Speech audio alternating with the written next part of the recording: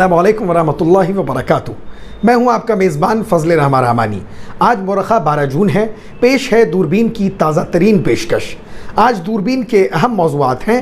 मरकज़ी वज़ीर दाखिला अमित शाह ने हफ्ता के रोज़ कहा कि बीजेपी इस बात पर यकीन रखती है कि आइन मज़हब की बुनियाद पर रिजर्वेशन फराहम नहीं करता है। ये बात कहकर हुकूमत अक़लियतों पर किस किस्म का निशाना साधना चाहती है, आज की दूरबीन में ध्यान से देखेंगे। भारत और पाकिस्तान के साहिलों की जानिब तेजी से बढ़ने वाला समुद्री तूफान बिपरजॉय क्या है और इससे कैसे और कितने खतरात का इम्कान है, आज की दूरबीन में तफसील से जानेंगे। अदालत ने उत्तर प्रदेश के डीजीपी और यूपी के चीफ सेक्रेटरी को एक लाइसेंस याफ्ता हथियार जो 8 साल कबल पुलिस की तहवील से गायब हो गया था, खूंखार गैंगस्टर के बेटे के कब्जे से बरामद होने के बाद कार्रवाई करने का हुक्म दिया है। क्या यूपी में पुलिस ही चोर निकली? आज की दूरबीन में इसका तहकीकी खुलासा करेंगे। दारुल हुकूमत दिल्ली के वज़ीर आला अरविंद केजरीवाल ने रैली से खिताब करते हुए कहा कि 12 साल पहले वो बदउनवानी के खिलाफ इसी मैदान पर जमा हुए थे। आज फिर 12 साल बाद एक मुतकब्बिर तानाशाह को हटाने के लिए रामलीला मैदान में जमा हुए हैं। केजरीवाल ने रामलीला मैदान में रैली से खिताब में क्या कुछ कहा, आज की दूरबीन में तफसील से जानेंगे। साबिक मरकजी वजीर और राज्यसभा के रुकन कपिल सिब्बल ने कहा कि मुल्क के लोग मरकजी हुकूमत को पसंद नहीं करते, दिल्ली आमरीत के खिलाफ खड़ी है। कपिल सिब्बल ने इतवार को आम आदमी पार्टी की महारैली में बीजेपी की ज़ेर क़यादत मरकजी हुकूमत पर सख्त तनकीद की। उन्होंने अपने तनकीदी खिताब में मजीद क्या कुछ कहा, आज की दूरबीन में ज़रूर देखिए। कर्नाटक के वज़ीर आला सिद्धारमैया ने ख़वातीन को शक्ति स्कीम के तौर पर सरकारी बसों में मुफ्त सफ़र का तोहफा फराहम कर दिया है। पाकिस्तान के शुमाल मगरिब में तेज़ हवाओं के बाद शदीद बारिशों के नतीजे में 8 बच्चों समेत कम अज़ कम 27 अफराद हलाक हो गए हैं। पाकिस्तान का शुमार दुनिया में मौसमियाती तब्दीलियों से शदीद तरीन मुतासरा ममालिक में होता है। मुल्क में एक जानिब जहां हिंदू सख्तगीर तंजीमें मुबैना लव जिहाद जैसे प्रोपेगेंडा के जरिए समाज में नफरत पैदा करने की कोशिश कर रही हैं, वहीं दूसरी जानिब मुल्क की कई मारूफ खातून शख्सियात ने मुस्लिम नौजवानों से शादी करके उनके प्रोपेगेंडे पर सवालिया निशान खड़ा कर दिया है। आज की दूरबीन में ऐसी ही एक और मारूफ अदाकारा के बारे में जानेंगे जिन्होंने एक मुस्लिम लड़के से शादी की है। ऑस्ट्रेलिया ने वर्ल्ड टेस्ट चैंपियनशिप जीत ली है। ऑस्ट्रेलिया की फतह में अहम किरदार अदा करते हुए नेथन लियोन ने दूसरी इनिंग्स में 4 विकेटें हासिल की, जबकि स्कॉट बोलांड ने 3 विकेटें हासिल की। मैच की पूरी तफसील आज की दूरबीन में गौर से देखेंगे। इस्तांबुल के अतातुर्क ओलंपिक स्टेडियम में मैनचेस्टर सिटी ने इंटर मिलान को 1-0 से शिकस्त देकर चैंपियंस लीग का टाइटल अपने नाम कर लिया। मैनचेस्टर सिटी ने पहली बार चैंपियंस लीग का टाइटल यानी खिताब अपने नाम किया है। आप हमें YouTube पर देखने के अलावा हमारे तमाम सोशल मीडिया पेजेस पर भी फॉलो कर सकते हैं। आप फिक्र नज़र उर्दू का प्रोग्राम दूरबीन देख रहे हैं। वज़ीर आज़म नरेंद्र मोदी की क़यादत में मरकज़ में बीजेपी की क़यादत वाली हुकूमत के 9 बरस मुकम्मल होने के मौके पर रियासत महाराष्ट्र के शहर नांदेड़ में मुनक़िदा एक जलसे आम से खिताब करते हुए मरकज़ी वज़ीर दाखिला अमित शाह ने कहा कि बीजेपी का ख्याल है कि मज़हब की बुनियाद पर कोई रिजर्वेशन नहीं होना चाहिए क्योंकि ये गैर आइनी है। यानी महाराष्ट्र के साबिक़ वज़ीर आला और शिवसेना UBT के सरबराह उद्धव ठाकरे को इस पर अपना मौक़िफ़ वाज़े करना चाहिए। 2019 के असेंबली इंतखाबात के नताइज के तनाजुर में महाविकास अघाड़ी के तहत कांग्रेस और नेशनलिस्ट कांग्रेस पार्टी के साथ गैर मुनक़सिम शिवसेना के इत्तेहाद के लिए उद्धव को निशाना बनाते हुए उन्होंने कहा कि वो इस वक्त पार्टी के सदर थे देवेंद्र फडणवीस और वो मुज़ाकरात की सदारत करने महाराष्ट्र में थे। उद्धव ठाकरे ने कबूल किया था कि अगर एनडीए 2019 के इंतखाबात में अक्सरियत हासिल करती है तो फडणवीस महाराष्ट्र के वज़ीर आला बनेंगे, लेकिन जब नताइज का ऐलान हुआ और एनडीए जीत गई तो ठाकरे ने अपना वादा तोड़ दिया और कांग्रेस और एनसीपी के साथ इत्तेहाद कायम किया। कबल अज़ी कर्नाटक असेंबली इंतखाबात के लिए मुहिम चलाते हुए अमित शाह ने कांग्रेस पर तनकीद करते हुए उस वक्त की बीजेपी हुकूमत के मुसलमानों के लिए 4% रिजर्वेशन को वापस लेने के इक़दाम का दिफा करते हुए कहा कि रियासत में मुसलमानों के लिए रिजर्वेशन ख़त्म करके उनकी पार्टी ने पार्टी के जरिए किए गए गलत कामों को दुरुस्त किया है।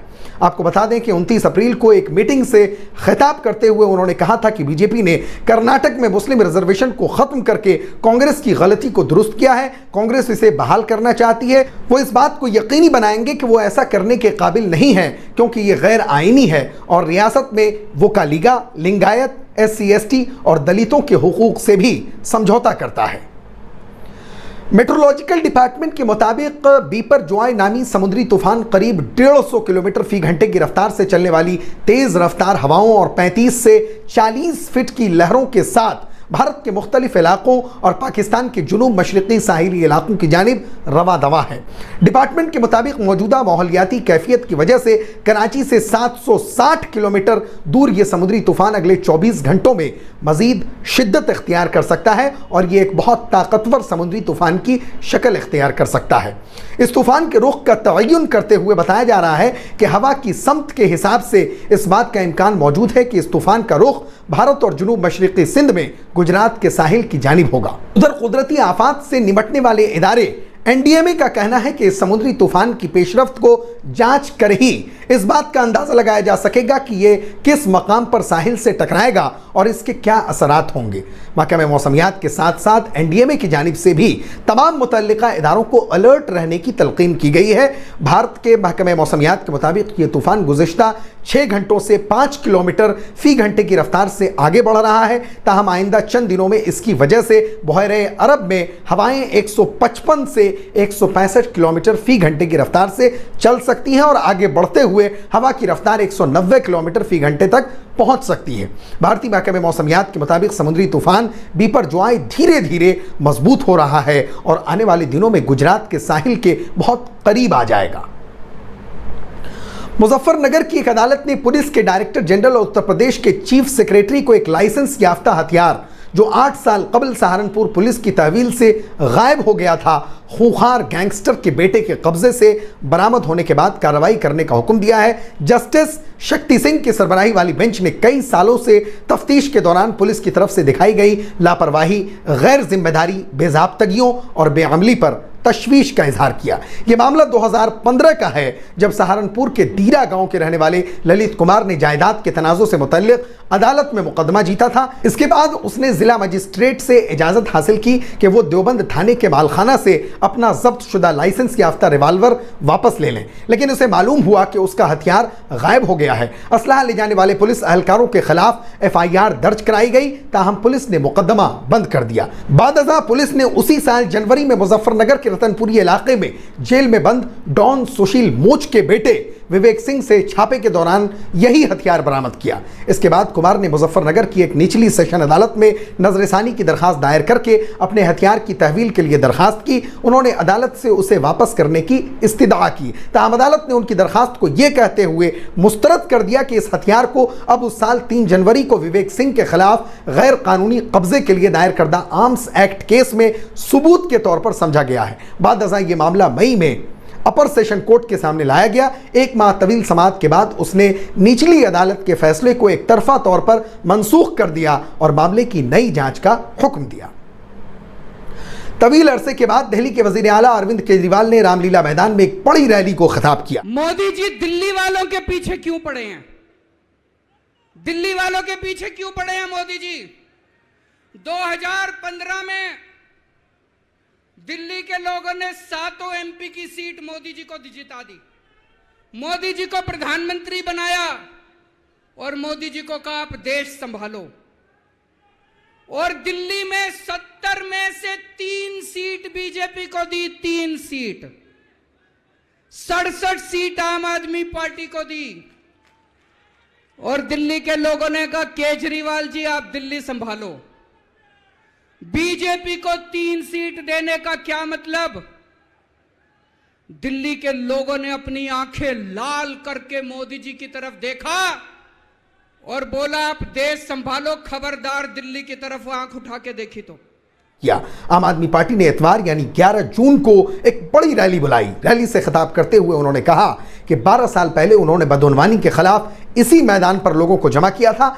आज 12 साल बाद एक बार फिर इसी मैदान पर वो एक मुतकब्बिर, तानाशाह को हटाने के लिए जमा हुए हैं। आम आदमी पार्टी के कन्वीनर ने कहा कि मोदी हुकूमत ने दिल्ली के लोगों के हुकूक छीनने के लिए सुप्रीम कोर्ट के फैसले को मुस्तरद कर दिया है। वजीर आजम ने कहा कि वो सुप्रीम कोर्ट के फैसले को नहीं मानते, वो दिल्ली के लोगों के वोट की इज्जत नहीं करते। आम आदमी पार्टी ने इस रैली को मरकजी हुकूमत के ऑर्डिनेंस के खिलाफ मुनक्किद किया है। आम आदमी पार्टी ने इल्जाम लगाया है कि मरकज की मोदी हुकूमत दिल्ली की मुंतखब हुकूमत को काम करने नहीं देना चाहती। अरविंद केजरीवाल के साथ पंजाब के वजीर आला भगवंत मान के साथ साबिक मरकजी वजीर और राज्यसभा के रुकन कपिल सिब्बल ने भी रैली में शिरकत की। केजरीवाल ने रैली में शिरकत के लिए कपिल सिब्बल का शुक्रिया अदा किया। कपिल सिब्बल ने कहा कि बीजेपी वाले उन्हें रोजाना गालियां देते हैं, वो उनकी तौहीन करें, लेकिन उन्हें अपनी तौहीन की कोई परवाह नहीं। वो दिल्ली के लोगों के लिए लड़ रहे हैं, वो सुप्रीम कोर्ट के फैसले की पासदारी करेंगे। उन्होंने कहा कि 140 करोड़ लोग इस ऑर्डिनेंस की मुखालिफत करेंगे। केजरीवाल ने कहा कि उन्हें नहीं मालूम कि मोदी जी दिल्ली के पीछे क्यों पड़े हैं। 2014 में दिल्ली के लोगों ने बीजेपी को 7 लोकसभा सीटें दी थी। दिल्ली वालों ने कहा मोदी जी दिल्ली का ख्याल रखें। दिल्ली के लोगों ने असेंबली में बीजेपी को सिर्फ 3 सीटें दी। इसका मतलब साफ है, दिल्ली वालों ने कहा कि मोदी जी दिल्ली की तरफ मत देखो। केजरीवाल ने मजीद कहा कि 2019 में दोबारा लोकसभा की तमाम सीटें बीजेपी को दी गईं, जबकि 2020 के दिल्ली असेंबली इंतखाबात में 70 में से 62 असेंबली सीटें आम आदमी पार्टी को दी गईं। फिर साफ कह दिया कि दिल्ली की तरफ मत देखना। केजरीवाल ने वजीर आजम मोदी को मुखातब करते हुए कहा, अरे मोदी जी आप मुल्क को संभालें, मुल्क तो आपसे संभल नहीं रहा है।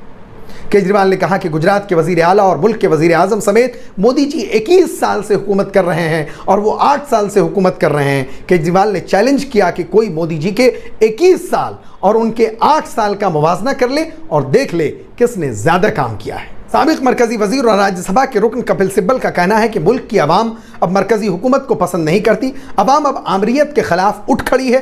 मरकजी हुकूमत की पॉलिसियों के खिलाफ अपोजिशन जमातों को मुत्तहिद होकर लड़ने की जरूरत है। कपिल सिब्बल ने इतवार को आम आदमी पार्टी की महारैली में बीजेपी की ज़ेर क़यादत मरकजी हुकूमत पर हमला किया और मरकज पर मरकजी एजेंसियों का गलत इस्तेमाल करने का इल्ज़ाम आयद किया।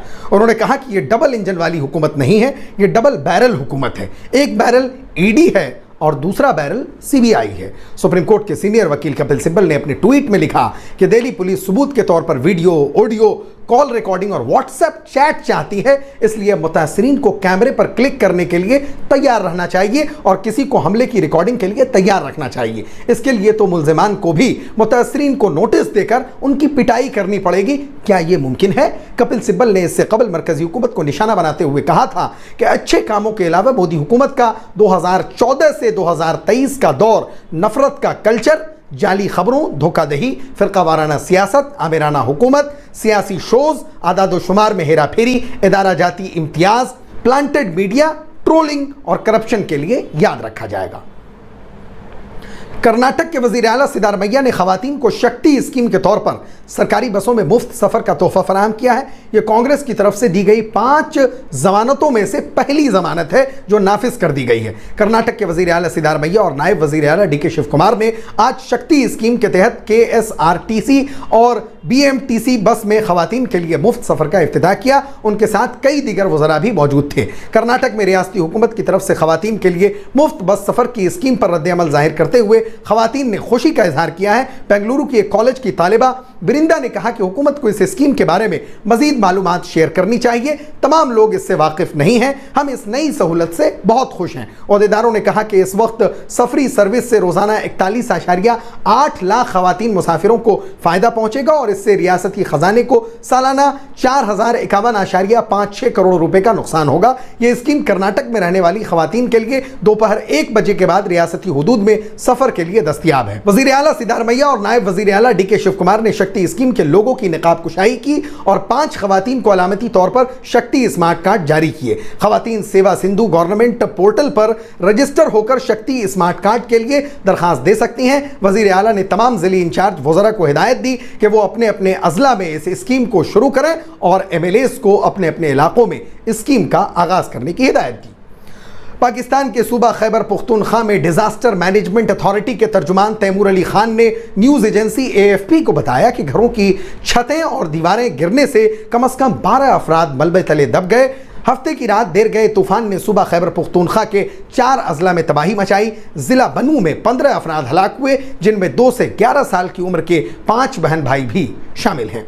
तैमूर अली खान ने मजीद बताया कि 140 से जायद अफराद जख्मी हुए हैं, जबकि 200 से जायद मवेशी भी हलाक हुए हैं। हुक्काम की जानिब से मुतअस्सिरा चारों अजला में इमरजेंसी नाफिज कर दी गई है। गुज़िश्ता बरस पाकिस्तान में शदीद मानसून बारिशों से तबाही मचाई थी, जिनके बाद मुल्क का एक तिहाई हिस्सा ज़ेरे आब आ गया था। इससे 20 लाख घरों को नुकसान पहुंचा था और 1700 से जायद अफराद हलाक हुए थे। सुबह सिंध में सूबाई डिजास्टर मैनेजमेंट अथॉरिटी के एक बयान में इस हफ्ते के आखिर में इंतहाई तेज बारिशों और 100 किलोमीटर फी घंटे की रफ्तार से चलने वाली हवाओं से खबरदार किया गया है। सिंध की सूबाई हुकूमत ने माहीगीरों को मशवरा दिया है कि वो 17 जून तक खुले समंदर में न जाएं। माहिरीन ने खबरदार किया कि अगर फौरी इक़दाम न किए गए तो पाकिस्तान और उसकी आवाम को नाकाबिल तलाफी नुकसान पहुंचेगा।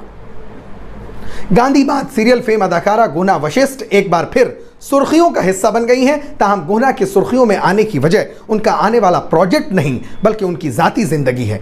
गुना को अपनी जिंदगी का हकीकी प्यार फैजान अंसारी में मिला है। यही नहीं, दोनों ने शादी भी कर ली है, जिसकी तस्वीर मंजर आम पर आते ही सोशल मीडिया पर काफ़ी वायरल है। तस्वीर में गुना सुर्ख रंग के जोड़े में मलबूस हैं, जबकि वो मुस्लिम ब्राइडल गेटअप में नजर आईं। बता दें कि गुना वशिष्ठ ने अपने बॉयफ्रेंड फैजान से शादी की है, जिसके साथ वो काफ़ी अरसे से रिश्ते में थीं। अगरचे जोड़े ने अभी तक अपने रिश्ते की बाज़ाब्ता तस्दीक नहीं की है, लेकिन वायरल तस्वीर को देखकर हर कोई उन्हें शादी की मुबारकबाद दे रहा है। अगर रिपोर्ट्स पर यकीन की जाए तो गुना ने फैजान से इस्लामी रसूमात के मुताबिक शादी की है और यह भी खबर आ रही है कि उन्होंने इस्लाम कबूल कर लिया है। ताहम इस खबर की अभी कोई ऑफिशियल तस्दीक नहीं हुई है। यहाना ने 3 फिल्मों में काम किया जो राज कुंद्रा की ऐप के लिए तैयार की गई थी, जैसा कि पीटीआई ने इत्तला दी है। गुना के शौहर फैजान अंसारी के बारे में बात करें तो वो सोशल मीडिया इन्फ्लुएंसर और अदाकार हैं। फैजान को हाल ही में अमेज़ॉन में टीवी के रियलिटी शो बैतबाजी में देखा गया था।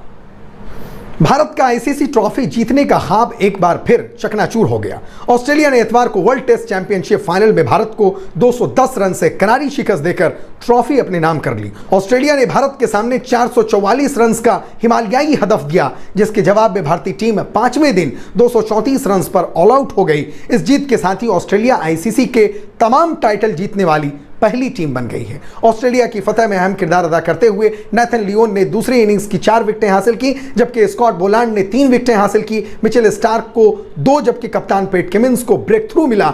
इससे कबल ट्रेयोस हेड 163 और स्टीव स्मिथ 121 ने पहली इनिंग्स में सेंचुरियां बनाकर ऑस्ट्रेलिया की फतह की बुनियाद रखी।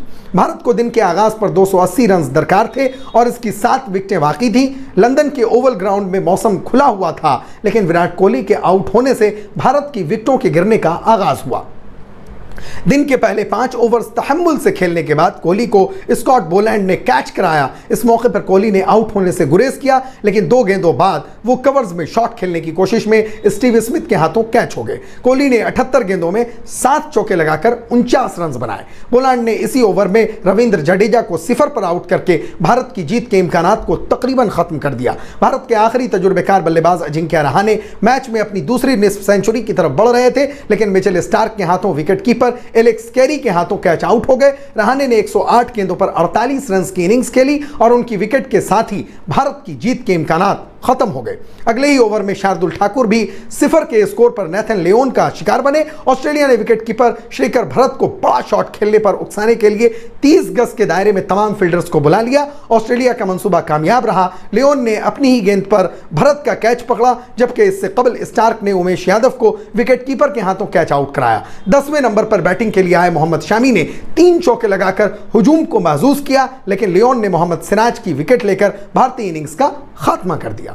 तुर्किया के इस्तांबुल में चैंपियंस लीग का फाइनल मुकाबला मैनचेस्टर सिटी और इंटर मिलान के दरमियान खेला गया। फाइनल मुकाबले में इंटर मिलान को 1-0 से शिकस्त देकर पहली बार चैंपियंस लीग का टाइटल अपने नाम कर लिया। चैंपियंस लीग से पहले इस टीम ने इस सीजन में इंग्लिश प्रीमियर लीग यानी ईपीएल और मैनचेस्टर यूनाइटेड को शिकस्त देकर FA कप ट्रॉफी जीती थी। मैनचेस्टर सिटी ट्रिबल मुकम्मल करने वाला दूसरा इंग्लिश क्लब है। इससे पहले मैनचेस्टर यूनाइटेड पहला इंग्लिश क्लब था जिसने सन 1998 और 99 में एक ही सीजन में 3 टाइटल जीता था। सेमीफाइनल में 14 मरतबा की चैंपियन रियल मैड्रिड को शिकस्त देकर फाइनल में पहुंचने वाली मैनचेस्टर सिटी ने फाइनल में भी शानदार खेल का मुजाहरा किया। पहले हाफ में कोई भी टीम गोल नहीं कर सकी। मैनचेस्टर मैनचेस्टर सिटी के लिए फाइनल में इंटर मिलान के खिलाफ वाहिद गोल रोड्री ने 68वीं मिनट में किया। मैच के पहले हाफ में अहम मिडफील्डर केविन डी ब्रुयने ने जख्मी होने के बावजूद मैनचेस्टर सिटी ने मैच जीत लिया। वहीं इंटर मिलान ने भी फाइनल में शानदार कारकर्दगी का मुजाहरा किया। दिफाई अंदाज के साथ फाइनल में दाखिल होने वाली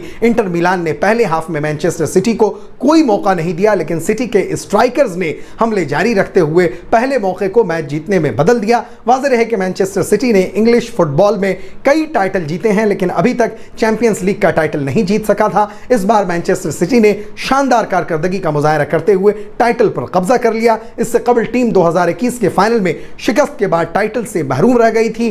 चेल्सी ने चैंपियंस लीग में 2021 के फाइनल में मैनचेस्टर सिटी को शिकस्त दी। वहीं इंटर मिलान ये ट्रॉफी 3 बार जीत चुका है। इंटर मिलान ने 1964 में चैंपियंस लीग का टाइटल जीता था। इसके बाद ये ट्रॉफी 1965 और 2010 में भी जीत चुकी है। फिक्र नजर की खास बुलेटिन दूरबीन की गुज़िश्ता पेशकश में मोहम्मद हुसैन मीरपुर, मौलाना फहमीद अंजुम रहमानी दरभंगा, मोहम्मद जाहिद, मोहम्मद मुर्शिद, मोहम्मद नेमतुल्लाह, मोहम्मद इब्राहिम, मुफ्ती शफीक, मौलाना अब्दुल रऊफ रहमानी, MS राही साहबान ने अपना कीमती तबसरा करके हमारी हौसला अफजाई की है। हम अपने तमाम नाजरीन का शुक्रिया अदा करते हैं। आप मुझसे और हमारे साथियों से फेसबुक और ट्विटर पर भी राब्ता कर सकते हैं। हमारा ट्विटर हैंडल है @फिक्रोनज़र और फेसबुक पर हमारा पेज फिक्रोनज़र ऑफिशियल के नाम से है। शुक्रिया।